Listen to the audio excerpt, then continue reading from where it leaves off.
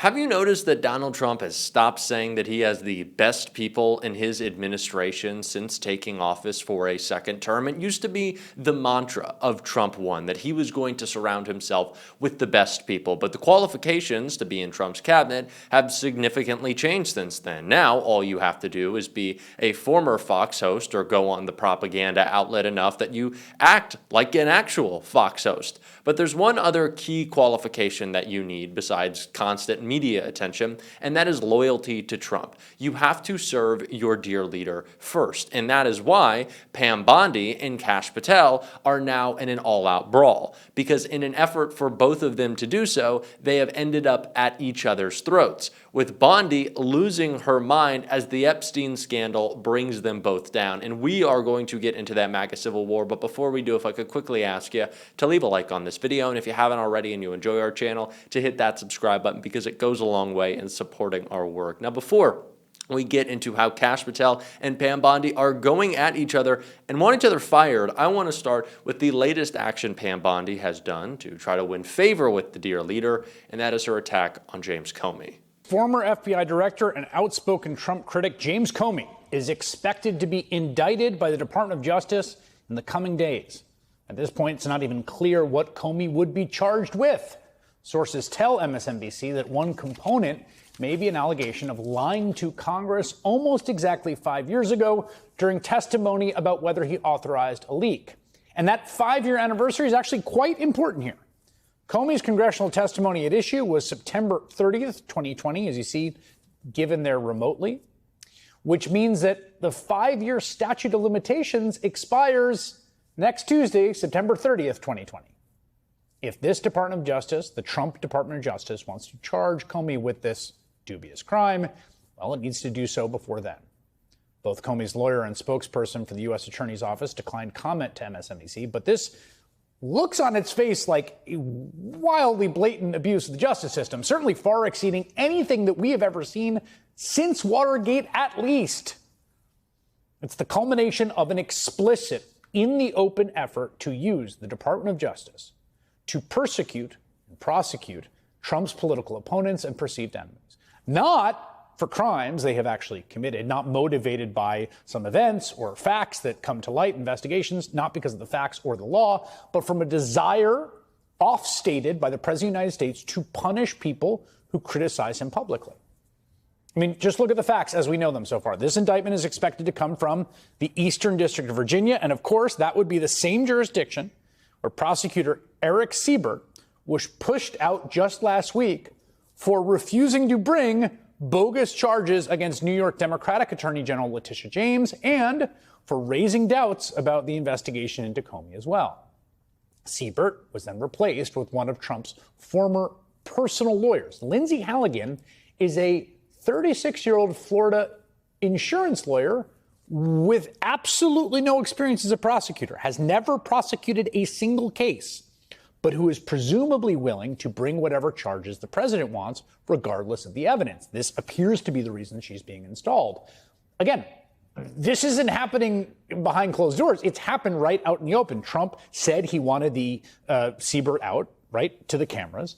And then in a directive to Attorney General Pam Bondi that may or may not have been intended to be a private message, it was posted publicly, Trump wrote, quote, "Pam, I have reviewed over 30 statements and posts saying that essentially same old story as last time, all talk, no action, nothing is being done. What about Comey? Adam, Shifty Schiff, Letitia, they're all guilty as hell, but nothing is going to be done." Adding, quote, "We can't delay any longer. It's killing our reputation and credibility. They impeached me twice and indicted me 5 times over nothing. Justice must be served now. President DJT." Now, you don't have to like James Comey in the same way that you didn't have to watch every episode of Jimmy Kimmel's show. But what is clear is that he is a victim of the expansion of Donald Trump's authoritarian takeover.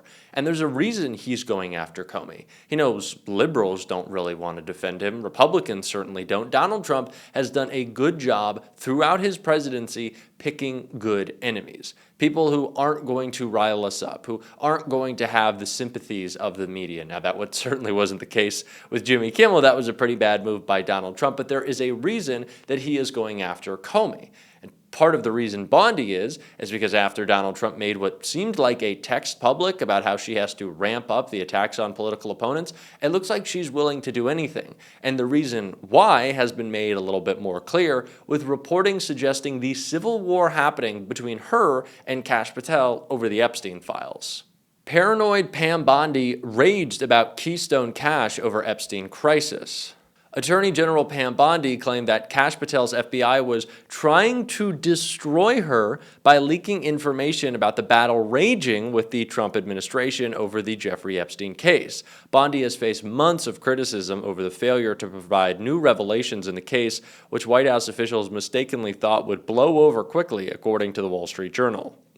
A series of key missteps has helped keep what is arguably Donald Trump's most hated issue squarely in the spotlight, with many of the MAGA faithful blaming Bondi for the fiasco and demanding she be fired. When Bondi complained to the White House about the criticism, Trump essentially told her to toughen up, according to the Journal. Other officials told her to stop looking at social media and lashing out at the people who were posting. But Bondi told the White House officials that FBI leadership, including Patel, was out to get her and was leaking information about internal disputes. Administration officials who tried to broker peace concluded the situation had gotten out of control because both sides had screwed up, sources told the Wall Street Journal. Bondi downplayed the conflict in a statement to the Journal. Our priority is to continue working together with the FBI to make America safer by ensuring murderers and violent criminals face the most severe justice. She said Patel and the Bureau have worked tirelessly with my agency and state partners, she added. Tirelessly, you say? Pam, really? That's what Kash Patel has been doing, working tirelessly? I think he's been clubbing tirelessly. I think he's been out at Nobu and Carbone a lot in New York. Do you know that's what he was doing? He was having dinner that went into the next day. It took him like 24 or 48 hours about to get to Utah after his best friend in the world, Charlie Kirk's shooting. That's how little Kash Patel cared. That's how little anyone in this administration cared. Got to make that point pretty clear. But it is obvious that the Epstein fight is really getting to both Kash Patel and Pam Bondi, and of course it is. They have screwed over Donald Trump royally. They don't know what to do. Trump is furious. He demands their loyalty. He demands they fix it all. And really the only option they have is to throw one of them under the bus. So I'm really wondering who it's going to be at this point, because Donald Trump seems to have lots of problems with Pam overpromising and under-delivering.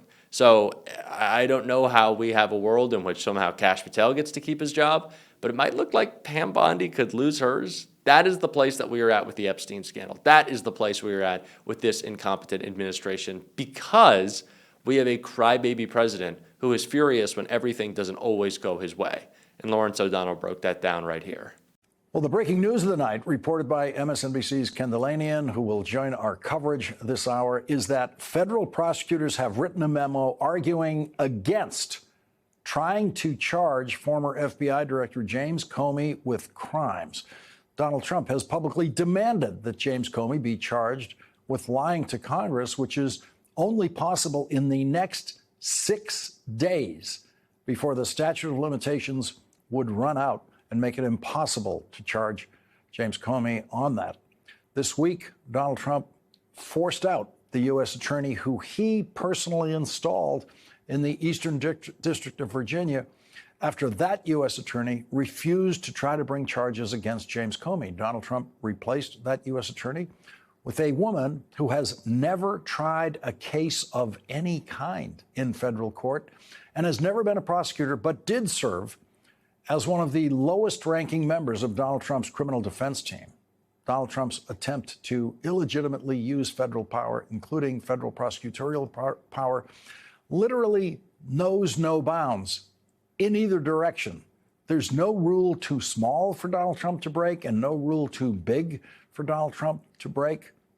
And as you just heard today, Donald Trump had a statue of him and his pal Jeffrey Epstein removed from the National Mall, where the statue had a permit to appear this week until Sunday at 8 p.m. The National Park Service removed the statue this morning, as they said, due to it not being in compliance with the permit. But the National Park Service refuses to say how the statue was not in compliance. It's a 12-foot tall statue, as you just saw, bronze painted statue of Donald Trump and the man who said he was Donald Trump's closest friend for 10 years, the sex trafficker and raper of children, Jeffrey Epstein, who Donald Trump said was a terrific guy. The two men are holding hands in the statue and smiling at each other. That statue made Donald Trump the first president in history to have a statue of himself placed in Washington during his presidency. The National Park Service possibly violating its own permit rules to take down the statue is the least, as we said, of Donald Trump's abuses of presidential power. Last night, in a special election, voters in Arizona gave our first guest tonight one more member of the Democratic team in the House of Representatives. House Democratic leader Hakeem Jeffries will be joined on the House floor by Democrat Adelita Grijalva, who won a special election for the House seat held by her father, Congressman Raul Grijalva, until his death in March of this year. That means one more signature for the discharge petition that can force a vote in the House of Representatives to release the Epstein files. Semaphore reports that Republican Congressman Thomas Massie is, quote, declaring victory on his move to force a vote on releasing the Jeffrey Epstein files after the election to fill a vacant Arizona House seat. And he says House Speaker Mike Johnson and some of the powers that be in D.C. are in full panic right now about it. They came back and tried to get the four of us to take our names off the petition, Massie told Semaphore after an event in his northern Kentucky district.